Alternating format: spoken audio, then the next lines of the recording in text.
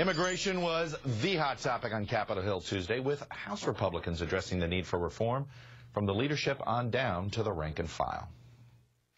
This is about trying to get it right on behalf of the American people and those who are suffering under an immigration system that doesn't work very well for anybody. It's no secret that there are more than 11 million people here illegally, many of whom have become part of the fabric of our country. We all agree that our immigration system is broken. Let's bring in the Wednesday Gaggle, Executive Director for the Latino Partnerships for Conservative Principles and a former Chief of the U.S. Office of Citizenship for President George W. Bush, Alfonso Aguilar.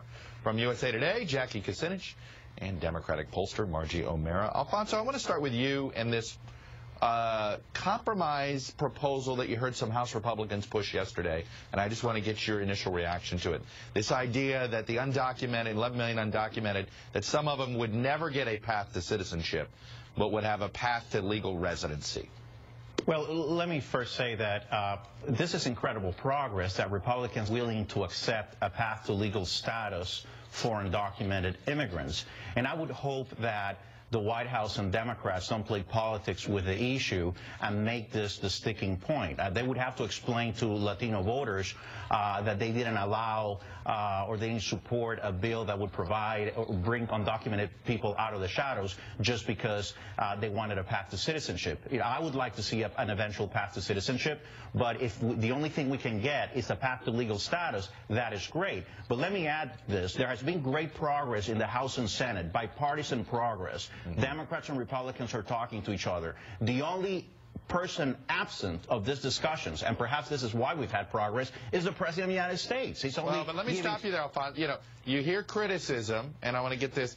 When he's involved, Republicans say, "Hey, don't get involved," and then when he lays back, you're criticizing him for laying back. No. We are, in every single issue, I've heard Leader McConnell and Speaker Boehner say, we haven't heard from the President. The President, since the election, hasn't called one Republican. You would have think that he thought that he would have called Marco Rubio to discuss immigration. The White House hasn't called one Republican. How can you get things done? How can you govern if you're not willing to reach out across the aisle? Margie, is there any way the White House could sign a bill that didn't provide a path to citizenship for all potential 11 million undocumented? Would they pay a price with part of the Hispanic coalition that got him reelected? Well, it's not just Hispanics who support a path to citizenship. A majority of Americans, Gallup showed almost 3/4 of Americans support a path to citizenship. So you can't get numbers like that without support from voters across, from Republicans, from non-Latinos. 2/3 in the exit polls. Polls consistently show majority support a path to citizenship. So Republicans really need to get in line with where the American people are on this issue. Jackie, I want to move to budget here a little bit and what the president was throwing out there. Hey, did he make the case for sequester in a way that's going to make Congress respond, or does sequester still look inevitable to you? I think it depends on what part of Congress you're talking about. There are some that, you know, might favor going over. It's not going over the cliff. I just got so used to saying that at this point. But I mean, there's some that, you know, might not want to do anything on this. There's others that are floating certain proposals. But we'll see what kind of cuts are offered. Republicans are going to want something for this, of course. And if the White House can't accept that, we might see ourselves at another standstill. And I have my crystal ball here. I kind of think we might be there again. It's funny, you're looking at political opinion, Alfonso, there are a lot of conservatives who say, you know what, take a cut, take a spending cut. This is a built-in spending cut. You don't have to, if you don't do anything, a cut goes in. That's appealing to a lot of conservatives, is it not? Well, sadly, it's starting to sound appealing because we go back to the president now talking to Republicans. Since New Year's, he hasn't talked to Republican leadership on meaningful cuts. Yesterday, he gave a speech, and he talks again about increasing revenue. Where are the meaningful cuts? And I think the impression the American people are getting is that this president is really not serious about cutting spending and about cutting the debt. So to many Republicans, yeah, it's sounding to be attractive, sadly, that we may have to go that route. Margie, I've seen a lot of public opinion that says, you know, you hear from Secretary Panetta, you hear nobody wants these sequester cuts to go through, particularly on defense. the defense cuts are perhaps the most popular part of the cuts. Well, defense cuts may be popular, but ultimately American people, they want Congress and the White House to work together and come up with and take action and not just let these automatic cuts go into place or continue to have these showdowns of a series, a mountain range of fiscal cliffs. People don't want to see that, and so they're going to want to see everyone on the Hill cooperate, work together, and they associate that with Democrats. They associate collaboration with Democrats. Let's sneak a break in.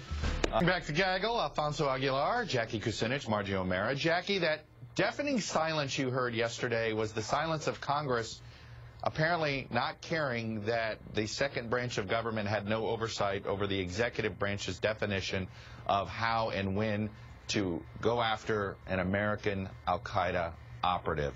Are you surprised at the silence in Congress outside of a Ron Wyden?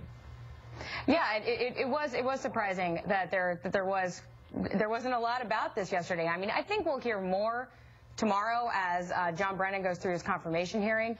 But yeah, it is surprising. This is unprecedented that you didn't hear more, particularly from some of the liberals in the House and in the Senate, aside from Ron Wyden. Margie, is this a case where there's that, in A Few Good Men, there's the great monologue from Jack Nicholson where he starts yelling at Tom Cruise, you know, you want me on that wall in places you don't want to talk about. Is this where the American public is? They just don't want to hear about it. They know this stuff goes on, but they don't want it brought up to them, and and that's why they're okay with this? Well, I think it's an important conversation to have, but the last poll I saw, now, it was from a year ago, but a Washington Post poll showed 83% of Americans support the use of drones, 77% among liberal Democrats. Obama's been strong on foreign policy for a while, so I'm not surprised that this is where the public is. Alfonso, do you think more Republicans are going to speak up about this or no? I think so. I mean, I think the double standard is incredible. Remember the brouhaha over the Bush administration's enhanced interrogation techniques? The Holder went and attacked the Bush administration over, over torture. You know, this is, and nobody's saying anything now. It's ridiculous. They're playing our song, Shameless Plugs. Alfonso, you get to go first. Today is the 102nd anniversary of Ronald Reagan's birthday. All right. So we send our very best to Mrs. Reagan, and we remember, people, that Ronald Reagan understood Hispanics and he supported pro-immigration policies. It's time for Republicans to go back to Reagan. All right. Jackie. USA Today had a great story yesterday. It is on congressional gun ownership. Read it. It's great. Did a lot of work on it. And an important story on the NCAA's messing up of Miami as well in USA Today. Margie. NARAL Pro-Choice America had a great event last night. Great new president in Elise Hogue. Abortion's not the only women's issue that's going to be important this cycle. Family medical leave, stronger gun laws, and Violence Against Women Act. Thank you all. That's